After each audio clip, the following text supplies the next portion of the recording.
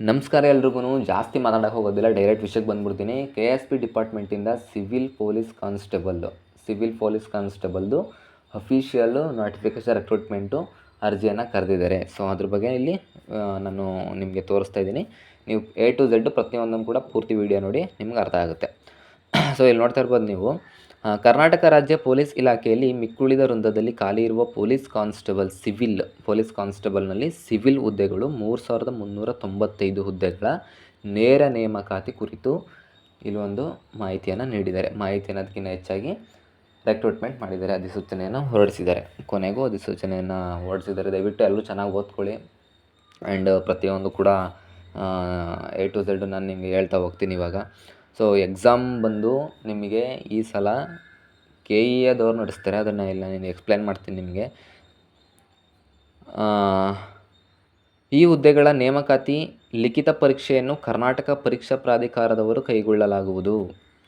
ಈ ಹುದ್ದೆಗಳ ನೇಮಕಾತಿ ಲಿಖಿತ ಪರೀಕ್ಷೆಯನ್ನು ಕರ್ನಾಟಕ ಅಂದರೆ ರಿಟರ್ನ್ ಎಕ್ಸಾಮನ್ನು KEAದವ್ರು ಕೈಗೊಳ್ತಾರೆ. ಕಾರಣ ಇಷ್ಟೇ, ಕರ್ನಾಟಕ ಪರೀಕ್ಷಾ ಪ್ರಾಧಿಕಾರದಿಂದ ಆನ್ಲೈನ್ ಮೂಲಕ ಅರ್ಜಿಗಳನ್ನು ಆಹ್ವಾನಿಸಿದ ಕಾರಣದಿಂದಾಗಿ ಇವರೇನೇ ಕೂಡ ಅದನ್ನು ಎಕ್ಸಾಮ್ ನಡೆಸ್ತಾರೆ. ಅಂತಂದರೆ KEAದವರೇ ಅರ್ಜಿ ಹೊರಡಿಸಿರೋದ್ರಿಂದ ಸೊ ಅವರೇ ಎಕ್ಸಾಮನ್ನು ನಡೆಸ್ತಾ ಹೋಗ್ತಾರೆ. ಅರ್ಹ ಅಭ್ಯರ್ಥಿಗಳು ಸದರಿ ಹುದ್ದೆಗಳಿಗೆ ದೇಹದಾರ್ಢ್ಯತೆ ಹಾಗೂ ಇತರ ನೇಮಕಾತಿ ಅರ್ಹತೆ ಪಡೆಯಲು ಕರ್ನಾಟಕ ಪರೀಕ್ಷಾ ಪ್ರಾಧಿಕಾರವು ನಡೆಸುವ ಸ್ಪರ್ಧಾತ್ಮಕ ಪರೀಕ್ಷೆಗಳಲ್ಲಿ ಭಾಗವಹಿಸಬೇಕು. ಅಂದರೆ ಲಿಖಿತ ಪರೀಕ್ಷೆ ಆದ ನಂತರ ದೈಹಿಕ ಪರೀಕ್ಷೆ ಇರ್ತದೆ. ಲಿಖಿತ ಪರೀಕ್ಷೆಯನ್ನು KEAದವ್ರು ನಡೆಸ್ತಾರೆ. ಸೊ ಅವ್ರು ನಡೆಸುವಂಥ ಎಕ್ಸಾಮಲ್ಲಿ ನಾವು ಪಾಲ್ಗೊಳ್ಬೇಕು, ಎಕ್ಸಾಮ್ನ ಬರೀಬೇಕು, ಎಕ್ಸಾಮ್ನ ಕ್ಲಿಯರ್ ಮಾಡಬೇಕು. ಅದಾದಮೇಲೆ ನಾವು ನಮ್ಮನ್ನ ಫಿಸಿಕಲ್ಗೆ ಕ್ವಾಲಿಫೈ ಮಾಡ್ತಾರೆ ಅಂದ್ಬಿಟ್ಟು ಮಾಹಿತಿಯಾಗಿರ್ತದೆ ಇದು. ಆ್ಯಂಡ್ ಇಲ್ಲಿ ನೋಡ್ತಾ ಇರ್ಬೋದು ನೀವು, ಪೊಲೀಸ್ ಇಲಾಖೆಯಲ್ಲಿ ಎಷ್ಟು ಹುದ್ದೆಗಳು ಖಾಲಿ ಇದ್ದಾವೆ ಅಂತಂದ್ಬಿಟ್ಟು ನೀವು ನೋಡ್ತಾ ಇರ್ಬೋದು. ಟೋಟಲ್ ಬಂದು 3395 ಹುದ್ದೆಗಳು ಖಾಲಿ ಇದ್ದಾವೆ.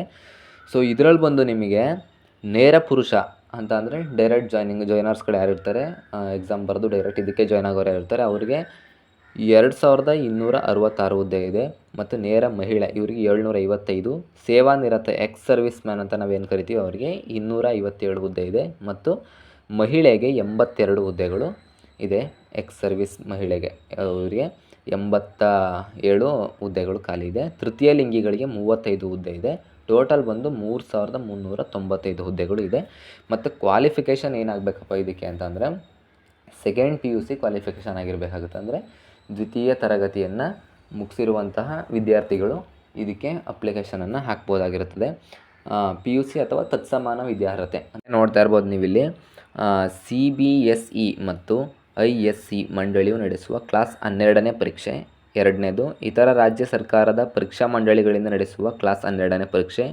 ಮೂರನೇದು national institute of opening schooling ವತಿಯಿಂದ ನಡೆಸುವ ಉನ್ನತ ಪ್ರೌಢಶಿಕ್ಷಣ ಕೋರ್ಸ್ ಅಥವಾ HSC ಇವ್ರು ನಡೆಸಿದ್ರು. ನೋಡಿ ಪ್ರತಿಯೊಂದು ಕೂಡ ಇಲ್ಲಿ ಯಾವ್ಯಾವುದು ಕ್ವಾಲಿಫೈ ಆಗುತ್ತೆ ಅಪ್ಲಿಕೇಶನ್ ಹಾಕೋದಕ್ಕೆ ಅಂದ್ಬಿಟ್ಟು ಕೊಟ್ಟಿದ್ದಾರೆ. ಸೊ ನೀವು ಅದನ್ನು ನೋಡ್ಕೊಬೋದು.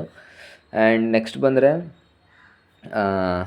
ಇಲ್ಲಿ ನೋಡ್ತಾ ಇರ್ಬೇಕು ನೀವು, ಇಲ್ಲಿ ಅರ್ಜಿ ಸಲ್ಲಿಸಲು ನಿಗದಿಪಡಿಸಿದ ಕೊನೆಯ ದಿನಾಂಕದಂದು ನಿಗದಿತ ವಿದ್ಯಾರ್ಹತೆ ಪಡೆಯಲು ಪರೀಕ್ಷಾ ಬರೆದು ಫಲಿತಾಂಶಕ್ಕಾಗಿ ಕಾಯುತ್ತಿರುವ ಅಭ್ಯರ್ಥಿಗಳು ಅರ್ಜಿ ಸಲ್ಲಿಸಲು ಅರ್ಹರಾಗಿರುವುದಿಲ್ಲ. ಅಂತ ಅಂದರೆ ಅಲ್ಲೇನು ಅಪ್ಲಿಕೇಶನ್ ಡೇಟ್ ಕೊಟ್ಟಿದ್ದಾರೆ, ಸೊ ಅದರೊಳಗಡೆ ನಿಮ್ಮದು ರಿಸಲ್ಟ್ ಎಲ್ಲ ಬಂದು ನಿಮಗೆ PUC ಇದೇನೋ ಇರ್ತದೆ ಪೂರ್ತಿ ಕಂಪ್ಲೀಟ್ ಆಗಿರಬೇಕು. ಸೊ ನೀವು ಈಗ ಎಕ್ಸಾಮ್ ಬರೆದು ಯಾರ್ಯಾರು ಕಾಯ್ತಾ ಇದ್ದೀರಾ, ಸೊ ಎಕ್ಸಾಮ್ದು ನಮ್ಮದು ಇನ್ನೊಂದು ರಿಸಲ್ಟ್ ಬಂದಿಲ್ಲ ಅಂದ್ಬಿಟ್ಟು ಕಾಯ್ತಾ ಇರ್ತೀರೋ ಈ ವರ್ಷದಲ್ಲಿ, ಸೊ ಅವರು ಈ ಒಂದು ಹುದ್ದೆಗೆ ಅಪ್ಲಿಕೇಶನನ್ನು ಹಾಕೋದಕ್ಕೆ ಅರ್ಹರಿರೋದಿಲ್ಲ. ಆ್ಯಂಡ್ ಇದನ್ನು ನೀವು ಕ್ಲಿಯರ್ ಕಟ್ಟಾಗಿ ಅರ್ಥ ಮಾಡ್ಕೊಬೇಕು ನೀವು. ಮತ್ತು ಇನ್ನೊಂದು 5 ದಿನ ಐತೆ, ಇನ್ನೊಂದು 2 ದಿನ ಐತೆ ರಿಸಲ್ಟು, ಇನ್ನೊಂದು 2 ದಿನ ಐತೆ. ಮತ್ತು ಏಜ್ಗೂ ಅಷ್ಟೇ ಅಪ್ಲಿಕೇಶನ್ ಹಾಕಿದ ಡೇಟ್ಗೆ ಕರೆಕ್ಟಾಗಿ ಹೊಂದಾಣಿಕೆ ಇರಬೇಕು. ಅಪ್ಲಿಕೇಶನ್ ಹಾಕಿದ ಡೇಟು ಅಷ್ಟರಲ್ಲಿ 18 ಏಜು ಕಂಪ್ಲೀಟ್ ಆಗಿರಬೇಕು. ಫಸ್ಟ್ ಏಜ್ ಅಪ್ಲಿಕೇಶನ್ ಹಾಕೋದಕ್ಕೆ ಬಂದು ಏಜು 18 ವರ್ಷ ಸ್ಟಾರ್ಟ್ ಆಗುತ್ತೆ. ಇದರಲ್ಲಿ 18 ವರ್ಷ ನೀವು ಅಪ್ಲಿಕೇಶನ್ ಹಾಕೋದು ಒಳಗಡೆ ನೀವು 18 ವರ್ಷ ನೀವು ಕ್ಲಿಯರ್ ಮಾಡಿರಬೇಕು. ಸೊ 1 ದಿನ ಐತೆ, ಇನ್ನೊಂದು 2 ದಿನ ಐತೆ ಅಂತಂದ್ರೂ ಕೂಡ ಅಪ್ಲಿಕೇಶನನ್ನು ಹಾಕೋದಕ್ಕೆ ಅರ್ಹರಿರೋದಿಲ್ಲ. ಸೊ ಇದನ್ನು ನೀವು ಅರ್ಥ ಮಾಡ್ಕೋಬೇಕಾಗಿರೋದು. ಮತ್ತು ಇಲ್ಲಿ ನೋಡ್ತಾ ಇರ್ಬೋದು, ಏಜ್ ರಿಲ್ಯಾಕ್ಸೇಷನ್ ಬಂದು ಸಾಮಾನ್ಯ ಅರ್ಹತಾ ಅಭ್ಯರ್ಥಿಗಳಿಗೆ 33 ವರ್ಷ, ಪರಿಶಿಷ್ಟ ಜಾತಿ ಮತ್ತು ಪರಿಶಿಷ್ಟ ಪಂಗಡ 35 ವರ್ಷ, ಕರ್ನಾಟಕ ಅರಣ್ಯ ಪ್ರದೇಶಗಳ ವಸುತ್ತಿರುವ ಬುಡಕಟ್ಟು ಅಭ್ಯರ್ಥಿಗಳಿಗೆ 38 ವರ್ಷ, ಸಾಮಾನ್ಯ ಅಭ್ಯರ್ಥಿಗಳಿಗೆ 33, SC STಗೆ ಮತ್ತು ಪ್ರವರ್ಗ 2A 2B ಮತ್ತು 3A ಇವೆಲ್ಲ ಕೊಟ್ಟಿದ್ದು ನೋಡ್ತಾ ಇರ್ಬೋದು ನೀವು. ಇಲ್ಲಿ 35 ವರ್ಷಗಳಿರ್ತದೆ. ಮತ್ತು ಕರ್ನಾಟಕ ಬುಡಕಟ್ಟು ಜನಾಂಗಗಳಿಗೆ 38 ವರ್ಷ ಮತ್ತು ಸೇವಾ ಇದು ಎಕ್ಸ್ ಸರ್ವಿಸ್ ಮ್ಯಾನ್ ಅಂದ್ಬಿಟ್ಟು ಹೇಳಿದ್ನಲ್ಲ, ಸೊ ಅವ್ರಿಗೆ ಸಾಮಾನ್ಯದವರಿಗೆ 38 ವರ್ಷ, ಪರಿಶಿಷ್ಟ ಜಾತಿ ಮತ್ತು ಪ್ರವರ್ಗ 2A 2B ಮತ್ತು 3A ಇವರಿಗೆ 40 ವರ್ಷ ಇರ್ತದೆ. SC ST ಗಳಿಗೆ ಮತ್ತು ಪ್ರವರ್ಗ 2A ಮತ್ತು 3A ಇವರಿಗೆ. ಆ್ಯಂಡ್ ಇಲ್ಲಿ ನೋಡ್ತಾ ಇರ್ಬೋದು ನೀವು ಇಲ್ಲಿ ಅರ್ಜಿ ಸಲ್ಲಿಸುವ ವಿಧಾನ. ಪ್ರಾಧಿಕಾರದ ವೆಬ್ಸೈಟ್ ಅಂದ್ಬಿಟ್ಟು ಇಲ್ಲಿ ಕೊಟ್ಟಿದ್ದಾರೆ ನೋಡಿ, KEAದವ್ರದ್ದೇ ಒಂದು ವೆಬ್ಸೈಟ್ ಇದೆ. ಸೊ ಅದರಲ್ಲೇ ನೀವು ಹೋಗ್ಬಿಟ್ಟು ಅಪ್ಲಿಕೇಶನ್ ಹಾಕಬೇಕಾಗುತ್ತೆ. ಸೊ ದಯವಿಟ್ಟು ಮೊಬೈಲಲ್ಲಿ ಹಾಕಕ್ಕೆ ಹೋಗಬೇಡಿ, ಸೈಬರ್ ಸೆಂಟ್ರಲ್ಲಿ ಹೋಗಿ ಕೂತ್ಕೊಂಡು ನಿಧಾನಕ್ಕೆ ಆರಾಮಾಗಿ ಹಾಕಿ. ಸೊ ಅವ್ರಿಗೂ ತುಂಬ ಕ್ರೌಡ್ ಇರುವಂಥ ಟೈಮಲ್ಲೂ ಕೂಡ ಹಾಕ್ಸಕ್ಕೆ ಹೋಗಬೇಡಿ, ಫ್ರೀಯಾಗಿ ಅವ್ರು ಬೆಳಗ್ಗೆ ಟೈಮ್ ಎದ್ದು ಬಂದಿರೋ ಟೈಮಲ್ಲಿ ಹಾಕ್ಸಕ್ಕೆ ಹೋಗಿ. ಸೊ ಅಪ್ಲಿಕೇಶನ್ ಸ್ಟಾರ್ಟಿಂಗ್ ಡೇಟ್ ಬಂದು 8ನೇ ತಾರೀಕು 6ನೇ ತಿಂಗಳು 2026. ಇದೇ ಜೂನ್ 8ನೇ ತಾರೀಕು 6ನೇ ತಿಂಗಳು 2026. ಎಂಡಿಂಗ್ ಡೇಟ್ ಬಂದು 3ನೇ ತಾರೀಕು 7ನೇ ತಿಂಗಳು 2026, ಅಂದರೆ ಮುಂದಿನ ತಿಂಗಳು ಜುಲೈ 3/7/2026. ಮತ್ತು ಶುಲ್ಕವನ್ನು ಪಾವತಿ ಮಾಡಲು ಕೊನೆಯ ದಿನಾಂಕ 4/7/2026. ಮತ್ತು ನೀವು ನೋಡ್ತಾ ಇರ್ಬೋದು ಇಲ್ಲಿ ನೋಡ್ತಾ ಇರ್ಬೋದು ನೀವು 9 ತಿಂಗಳ ಕಾಲ ತರಬೇತಿ ಕೊಡ್ತಾರೆ. ಸೊ ಅದರಲ್ಲೂ ಕೂಡ ಕೆಲವೊಂದಿಷ್ಟು ಎಕ್ಸಾಮ್ಗಳು ನಡ್ತಾರೆ, ಅದರಲ್ಲೂ ಉತ್ತೀರ್ಣರಾಗಬೇಕು.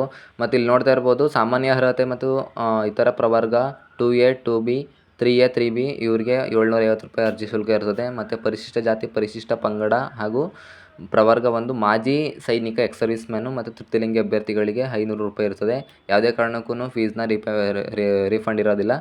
ಮತ್ತು ಪ್ರತಿಯೊಂದು ಕೂಡ ಎಕ್ಸಾಮ್ಸ್ಗಳನ್ನ ನೋಡಿ ಯಾವ ರೀತಿ OMR ಶೀಟಲ್ಲಿ ನಡೆಸ್ತಾರೆ ಎಕ್ಸಾಮ್ಸ್ಗಳನ್ನ, ಲಿಖಿತ ಪರೀಕ್ಷೆನ ಗೊತ್ತಿರ್ತದೆ ನಿಮಗೆ. ಆಲ್ಮೋಸ್ಟ್ ಅದನ್ನೇನೋ ಹೇಳೋ ಅವಶ್ಯಕತೆ ಇರೋದಿಲ್ಲ. ಸೊ ಇಷ್ಟು ವಿಡಿಯೋ ಮಾಹಿತಿ ಆಗಿರ್ತದೆ.